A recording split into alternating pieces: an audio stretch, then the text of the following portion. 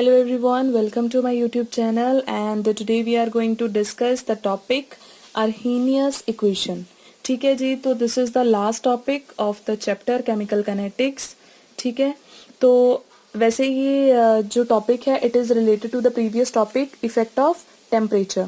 ठीक है, तो हमने last time क्या करा था that with increase in temperature the rate of a chemical reaction increases. ठीक है, तो अर्हीनियस इक्वेशन जो है ना ये एक्चुअल में टेम्परेचर का जो इफेक्ट है उसको थ्रू एन इक्वेशन रिप्रेजेंट करेगा. तो हम लोग बेसिकली कह सकते हैं it is the quantitative aspect of effect of temperature. ठीक है, टेम्परेचर का क्या इफेक्ट पड़ता है on the rate of reaction उसको एक्सप्लेन करने के लिए एक हमारा क्वांटिटेटिवली कैसे हम रिप्रेजेंट कर सकते हैं तो उसको हम लोग क्या बोलते हैं अर्हीनियस इक्वेशन. ठीक है, तो अर्हीनियस ने इसको डिराइव करा था लेकिन डेरिवेशन आपके सिलेबस में नहीं है, आपको सिर्फ इक्वेशन याद रखनी है and that is k is equals to a e raise to power minus e a over R T. This is your Arrhenius equation. ठीक है, now where k is the rate constant. ठीक है, okay आपके पास a जो है it is the frequency factor. ठीक है, a आपके पास क्या है, it is the frequency factor means it will tell you about the number of collisions taking place per unit area per unit time during the reaction.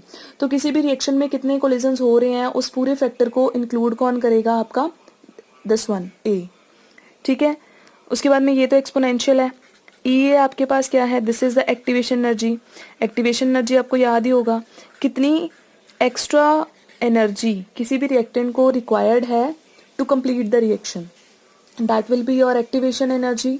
ठीक है, R is gas constant. ठीक है, इसकी value आप क्या use करोगे 8.314. ठीक है, किलो जूल पर मोल. ओके, उसके बाद में आपके पास आ जाएगा T. T is the temperature here. ठीक है, जो आप केल्विन में यूज करोगे. और बस इतना सही टर्म्स जो हैं आपको ऑलमोस्ट याद रखनी है.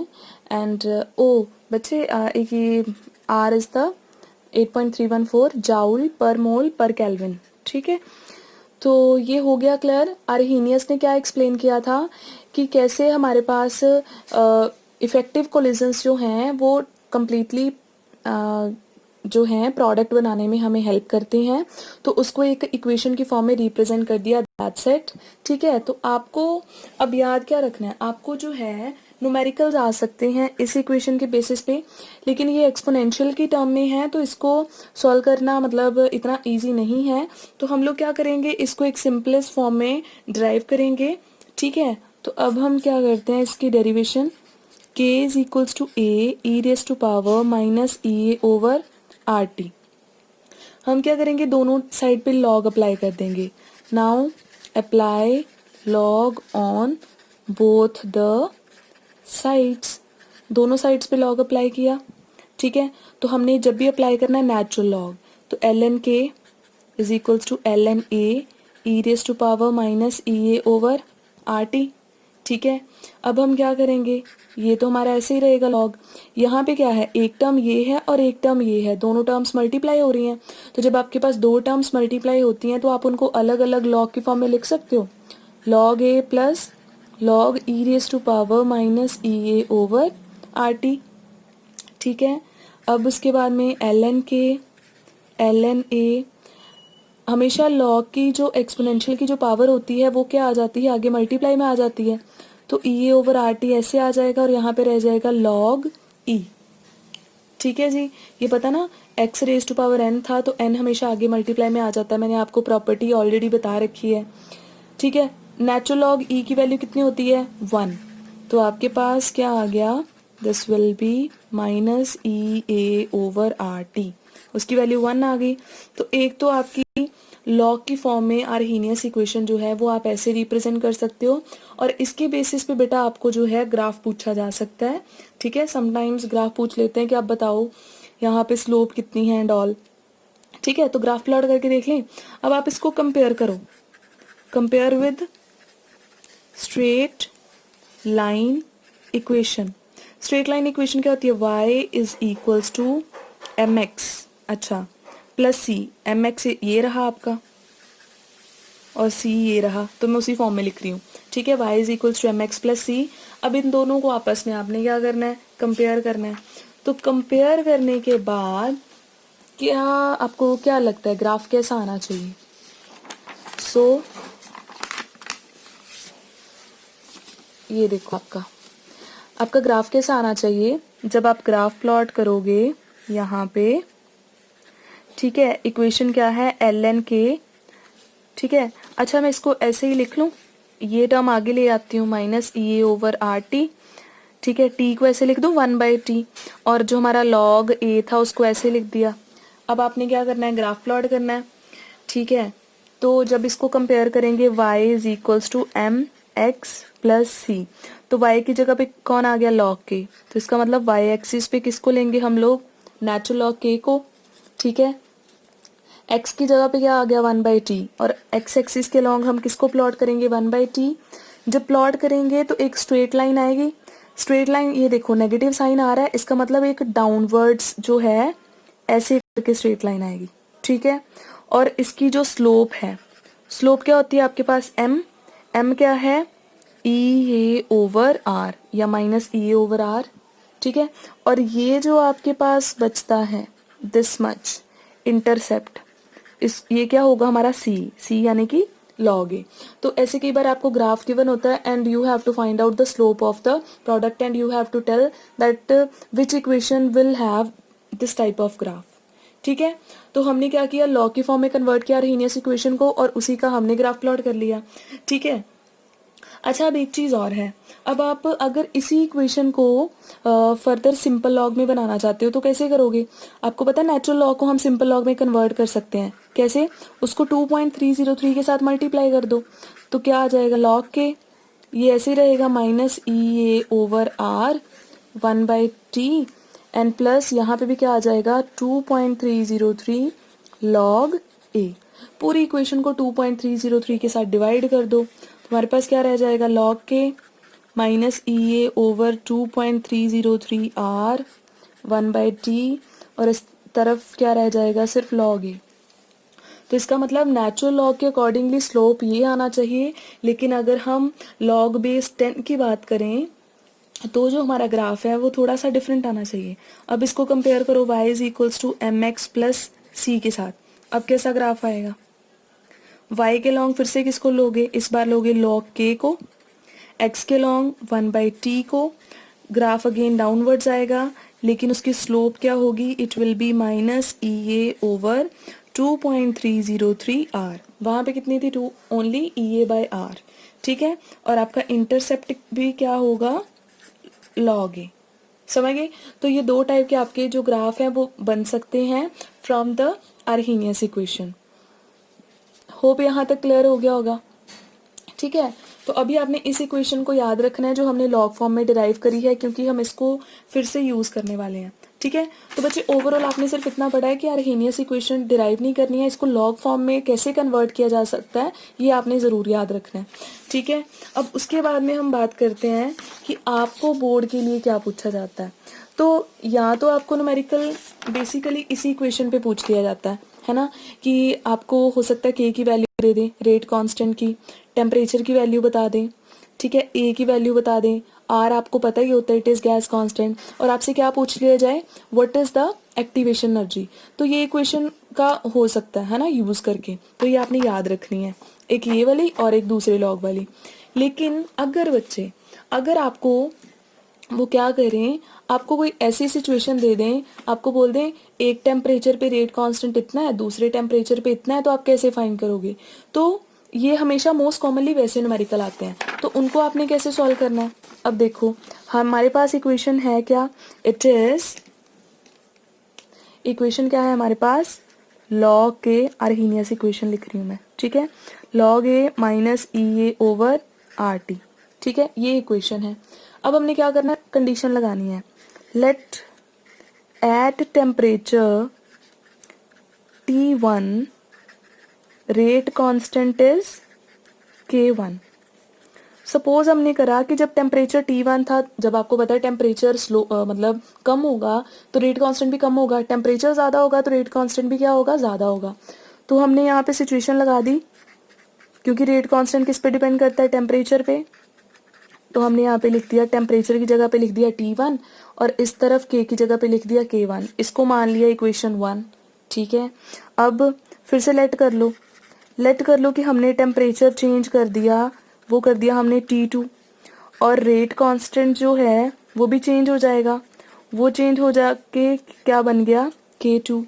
ठीक है, तो अब आपने क्या करना है, अब आपने यहाँ पे दोनों को अगेन पुट कर देना ऊपर वाली इक्वेशन में।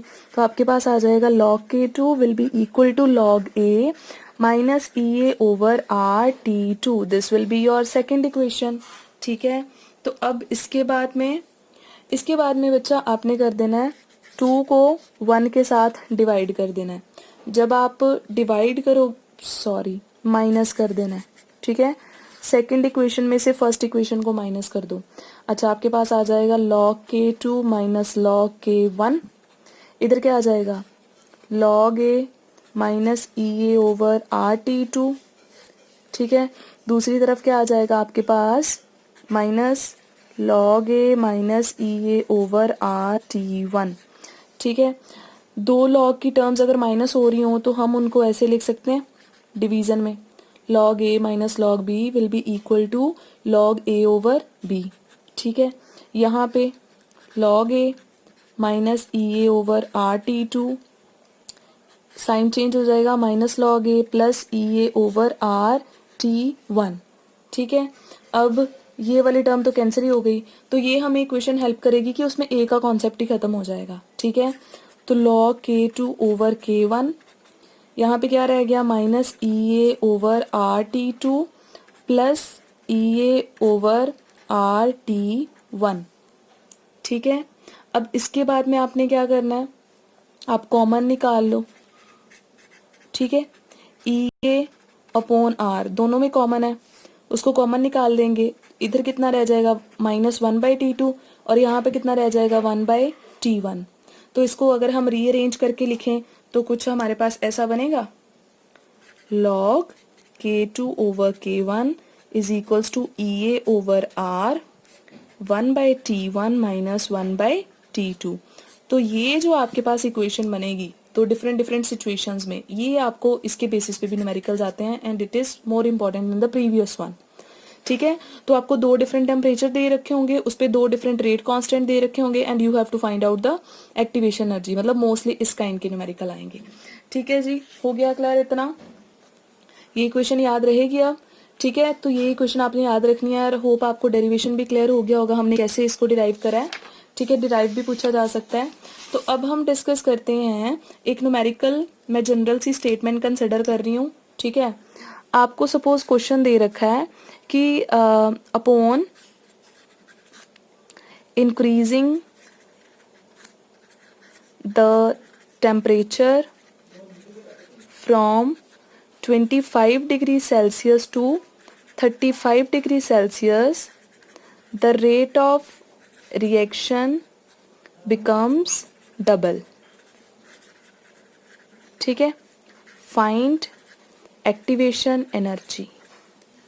तो सपोज आपको ये क्वेश्चन दे रखा है, ठीक है, कि आपको बता रखा है कि हमने ना किसी रिएक्शन में टेम्परेचर को चेंज कर दिया, 25 डिग्री सेल्सियस से 35 डिग्री सेल्सियस कर दिया और रेट ऑफ रिएक्शन डबल हो गया, तो आप एक्टिवेशन एनर्जी बताओ।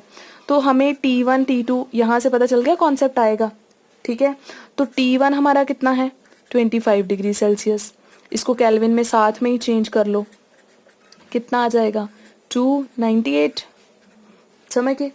दूसरा टेम्परेचर कितना गिवन है, 35 डिग्री सेल्सियस, उसको भी किस में कन्वर्ट करना है, हमेशा टेम्परेचर को बेटा आपने केल्विन्स में यूज करना है, it will B 308 kelvin. Clear हो गया। अच्छा, उसके बाद में प्रॉब्लम ये है कि हमारे पास फॉर्मूला क्या था, हमारे पास फॉर्मूला था ये, T1 पता है, T2 पता है, R तो हमें ऑलरेडी पता है, R की value it is constant 8.314 joule पर केल्विन पर मोल। समझिए। अब रहा आपके पास K1 K2, अगर ये दोनों पता हो फिर तो एक्टिवेशन एनर्जी निकाल सकते हैं। तो K1 K2 कैसे पता चलेंगे?